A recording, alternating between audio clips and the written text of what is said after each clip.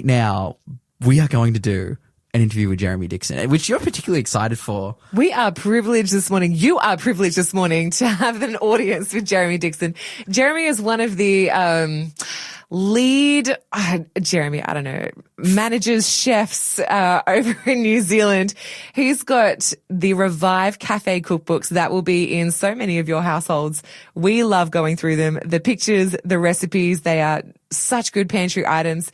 You don't even have to, go to the shops to get the stuff that's in there, but it just champions wholesome plant-based food that your kids and your spouse will so enjoy eating. Jeremy, you with us? Yes, I'm here. Oh, awesome. Hello. Okay, we finally worked that one out. Amazing. Hey, Jeremy, how are you going this morning, buddy? I'm fine. Yes. Dude, I am so excited because we are going to talk about one of my favorite culinary products, dishes, genres of food, which is not just breakfast, but waffles. Waffles. Yes. Sweet or savory, Jeremy? Where are we headed? Both. Yeah, awesome. Okay, so wait, we're doing both sweet and savory waffles. Not at the same time, but so waffles are something I've kind of, when I first started doing my cookbooks and cafes, I kind of experimented a bit. I looked at some of the recipes and they were kind of just full of white flour and sugar, and I kind of tried a few healthy ones. They just stuck to the waffle machine, so I kind of gave up and kind of just put them in the too hard basket for years, quite a few years. I mean, about 4 years ago, for my latest cookbook, I decided I'd give it another go. And so I found some healthy recipes and came up with them and some toppings, and I'm now in love with waffles again. Yeah. Oh, dude, I'm right there with you. I feel like I ebb and flow on the waffle game. Like sometimes I'm super into it. Sometimes I'm like, they're a bit too hard for my liking. I'll go a pancake. That is the age old question, what's better, a waffle or a pancake? Now, do you know what I love doing is I love making a huge big batch of waffles and then putting them in the freezer because then they last you, a classic. solid month. But Jeremy, how do you keep the waffles from sticking to the waffle iron? Because, sometimes the first few come out a bit. How you doing?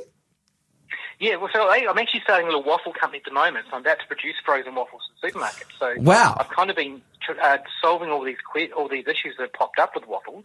Dude, Revive Cafe is going. It's getting around. Dude, that's awesome. Yeah, definitely. So frozen waffles are going to be the next thing since sliced bread. Are we gonna see him over here in Australia? Please. Hopefully, if they work and I kind of get my act sorted out, maybe it may do. Amazing. Okay, well, you've got these frozen waffles going. Tell us about them. Yeah, so what first thing is I mean, you can buy waffles in the supermarket. There's a lot of kinds of ones that are in the fresh bread section, but they have to keep them fresh and shelf-stable. You have to put a lot of preservatives, a lot of fat, a lot of sugar and white flour. So they're effectively just muffins. So it's very hard to find a good true waffle. Absolutely. But to make them yourself, the first thing obviously you need a waffle maker. And the secret I found with the waffle makers, particularly when you're making the healthy ones, is you want to make sure you've got really, I suppose, thin waffle sections. So there are a few waffle makers out there that have got very thick sections. You have to bake them for ages. It ends up being very doughy. So I find the Breville ones probably the best ones to have. They've got nice kind of thin kind of waffle textures. Well, not super thin, but thin so it kind of cooks quickly. Yeah. The next thing is you want to just put a little bit of oil. You don't need much, but you just need a little bit just to kind of stop them sticking. You can either use a spray, like a spray of olive oil, or you can dip oil in a little, like a little one of those pastry brushes. And then it comes down to your mixture and the timing and the heat. So I'm going to share with you my favourite waffle mixture that I have at the moment, and it's super, super healthy and super easy. Oh, I love it. Let me get a pen and paper, Jeremy. Here we go. So the recipe is, let me just turn to it in my cookbook so I get it. And which Let me just turn it to it in my cookbook, guys. Hold on. Which cookbook are we reading from? So cookbook 8 is the one you should be opening at the moment, page 124. And these are buckwheat and chickpea waffles. Now, you wouldn't think so. They're super healthy, but they taste really good. Beautiful. So the simple recipe is as follows. 1 cup of buckwheat, and this is the buckwheat kind of gross little kind of seeds you can buy. You can buy them anywhere. And then 1 cup of chickpeas. You can either use them canned or cook them yourself. 2 cups of water. And half a teaspoon of salt. Is that all? And how clean ingredient is that? Dude, that is, So, if that's a good waffle, I'm stoked. And you've got your grains there and your legumes. That's, yeah. So you've got protein, you've got really good high-quality carbohydrates and good protein. So it's a really good mixture. So yeah, put them in the blender. And with your blender, when you blend this mix, you want to make sure you've blended it properly. So you don't want water with little bits of buckwheat in it. The buckwheat can be a little bit hard to blend up.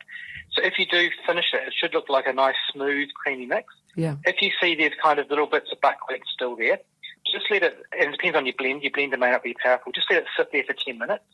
And that buckwheat that's left will kind of soak in a bit more water.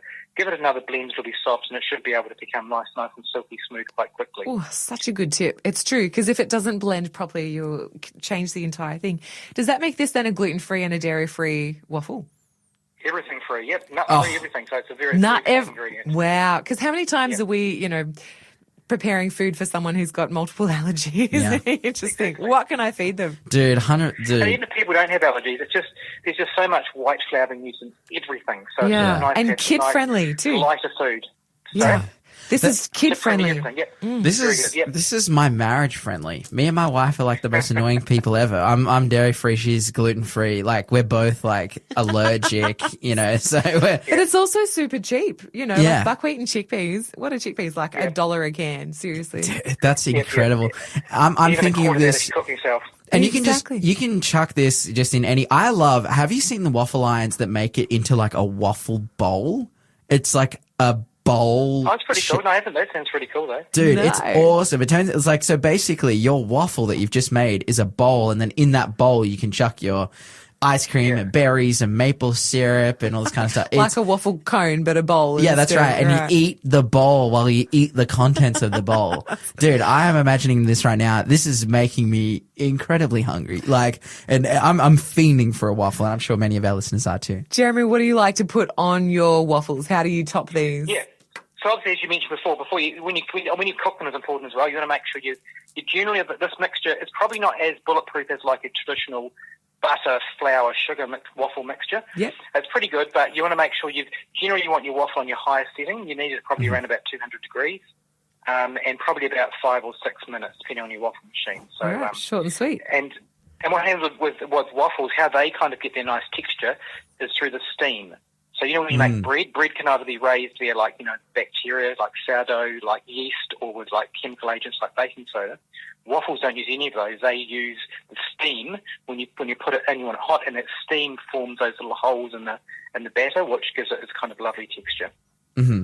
Now, you had said that, and I think this is getting into the area of toppings maybe, that we're talking about not just sweet, but also savory. Like how does that work? The recipe is ambidextrous. You can use it for sweet or savory. So again, cook up a big batch on a Sunday, throw them in the freezer, and bring them out, put them in the toaster for 2 or 3 minutes, and you've got a hot waffle ready to go. So a little bit of work once a week, and you're ready to go.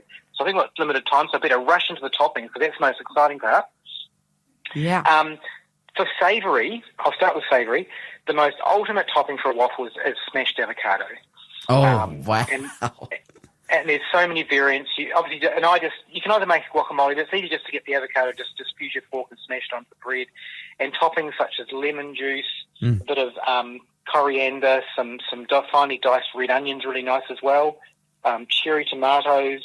So there's a whole range of things that you can put on top of your smashed avocado. Yeah, so essentially you're doing smashed av on toast, but smashed av on waffles. Beautiful. Yep. Yum. I find a can of cream corn is really nice as well, with a bit of red onions, quite a nice thing. You can start out some mushrooms.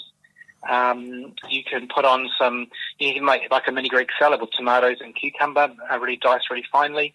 You can do mini waffle pizzas, just put a little bit of you can cheese and some tomato sauce into your air fryer. Fun. I love it. And you've got little mini pizzas.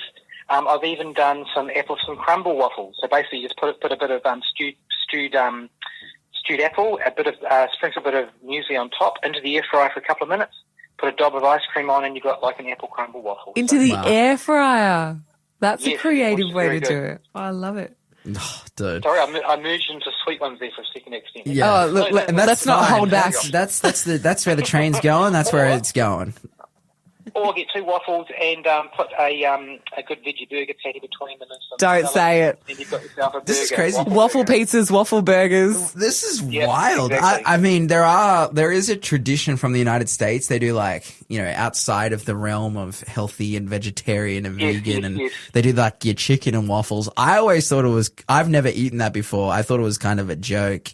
But it seems like, hey, savory It's a waffles thing. is the thing. It's a thing. Dude, that's Okay, hectic. well- Well, okay, sweet. And so sweet. But it's a sweet for around out of time. So again, sweet is probably what waffles are more kind of used for. Yeah. So basically, get some nice, plant-based ice creams or yogurts or custards is a really nice topping to start with. And then just put on some fresh fruit. You've got, tamarillos, sliced pears, and you get some really nice kind of fruit, healthy fruit kind of drizzles, like passion fruit, even a can of pineapple. Just open one of those and got some crushed pineapple on top of the yogurt or ice cream. Yeah. You can use plums in a can, frozen or fresh berries on top as well, sprinkled. I think I mentioned the apple crumble one before. Even just some cashew butter and banana. So there's just a whole world of easy meals that you can use for waffles. It's not just like a sweet treat once in a while, but you could base every meal on a waffle. You could live the waffle life. You could. And you're actually getting all your nutrients because like we said before, it's quite balanced. You've got your healthy carbs, your healthy proteins, and then you're adding your fruit and veggies up on top. Yep, What's not to love? Exactly. I want to ask Jeremy, if you were going to make the like healthy, all that kind of stuff, but the sweetest dessert waffle that you could possibly make, what would that look like for you? Sweetest, healthiest, so a good combination. Oh, that's really, really, really, really, really hard. I'd probably go with a plant ice cream and some nice berries. Yeah. And perhaps a nice little drizzle of you make your own little kind of a compote with berries and a bit of, and get your pan, throw the frozen berries in, perhaps a little bit of maple syrup, a little bit of tapioca starch or arrowroot to kind of thicken it up and make your own little kind of nice little drizzle.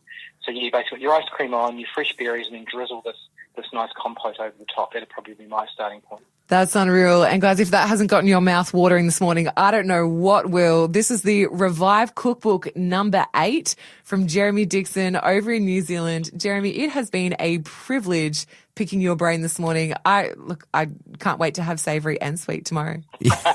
Awesome. Good to talk to you guys. Yeah, awesome. Thank you so much, man. And thank you for championing good food, hey, because it's really hard to feed your family well for cheap and have food that you're happy to give your kids. And yet you don't have to miss out because you've actually still got in there like it's a treat. Hey, it feels naughty, but your body's cheering. It's loving it. Mm-hmm. Awesome. Jeremy, thank you so much for joining us on The Breakfast Show and for giving us some insight into, man, some of the best food. Shout out waffles, bro. I'm a big fan. I'm keen to get into it. Again, Revive Cafe Cookbook number 8. Hey, jump on the, Better Books and Foods website. You can order that one from there.